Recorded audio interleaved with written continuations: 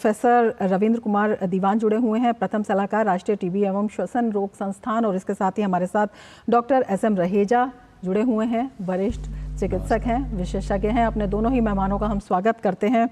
Doctor Raheja, सबसे पहले आपसे समझना चाहेंगे किस तरह से टीबी उन्मूलन अभियान, जिस तरह से जन भागीदारी और जन आंदोलन का इसने रूप लिया और प्रधानमंत्री नरेंद्र मोदी के नेतृत्व में कितनी बढ़त इसको मिलती हुई दिखाई दे रही है और कितनी बड़ी ये उपलब्धि है।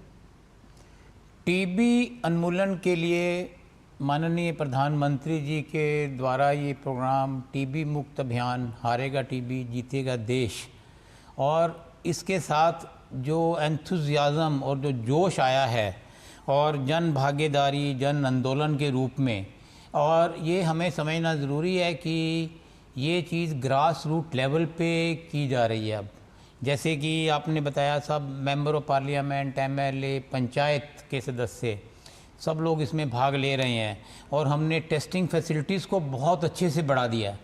और ये सारी टेस्टिंग, मेडिकेशन, ट्रीटमेंट, दवा, ये सब मुफ्त में दी जाती है।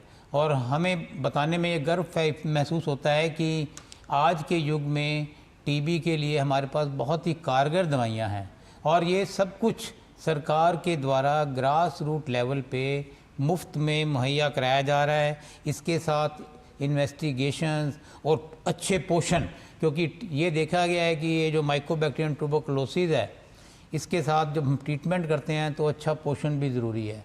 और जो बेसिक हमें बात समझनी है कि डायग्नोसिस ऑफ पेशेंट्स की, टीबी के पेशेंट्स की पहचान सबसे ज़रूरी बात है और इसके लिए आम आदमी का इसमें भागीदार होना और टेस्टिंग फैसिलिटीज़ को अपग्रेड करना और हर जगह पे दूर दराज के इलाके में भी मुफ्त मुहैया कराना, ये एक बड़ा चैलेंज था भारत के सरकार के लिए, लेकिन उसको भारत सरकार ने पूरा किया है।